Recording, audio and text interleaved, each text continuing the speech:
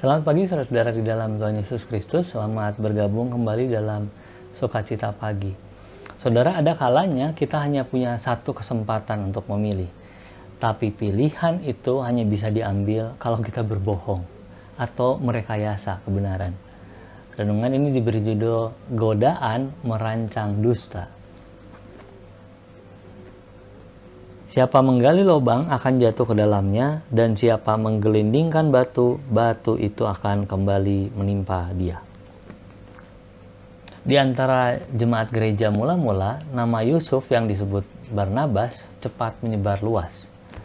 Orang Lewi dari Siprus itu status sosialnya lebih tinggi, dan di antara jemaat yang mayoritas status sosialnya lebih rendah, gaya hidup Barnabas lebih mudah diperbincangkan. Ini seperti para penonton berita selebritis yang hidup kesehariannya sedang sederhana dibanding tokoh yang mereka tonton. Jadi waktu Barnabas menjual ladang miliknya, kedermawanannya wajar jadi buah bibir jemaat. Walau kemungkinan dia masih punya beberapa ladang lain. Tetapi status sosial Yusuf Barnabas berbeda dengan suami istri Ananias dan Safira. Motif ingin dihargai jemaat dan para rasul tampak mendasari penyerahan sebagian uang hasil penjualan tanah mereka. Mereka tidak bisa mencapai status sosial seperti Barnabas kecuali mereka berbohong. Dengan berbohong, Ananias dan Safira mendapat kehormatan karena memberikan seluruhnya hasil penjualan tanah mereka, selain tetap mendapat cadangan keuangan. Nah, kemarahan Rasul Petrus waktu itu seperti Amsal yang Salomo tulis ribuan tahun sebelumnya. Orang yang memperdaya sesama seperti orang yang menembakkan panah api pada orang lain lalu meminta maaf dengan alasan maaf bercanda. Wah, ini kegilaan, saudara. Kegilaan seperti ini menimbulkan kejahatan lebih parah dari yang dibayangkan. Mendustai Roh Kudus, kata Rasul Petrus.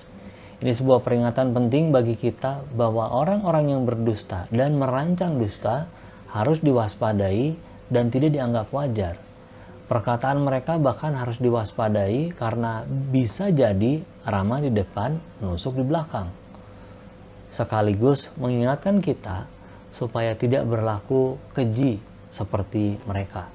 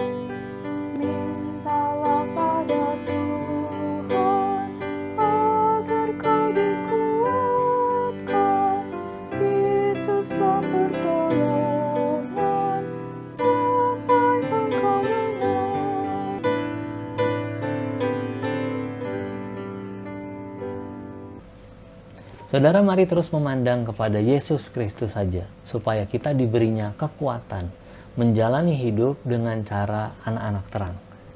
Damai sejahtera dari Tuhan Yesus Kristus menyertai.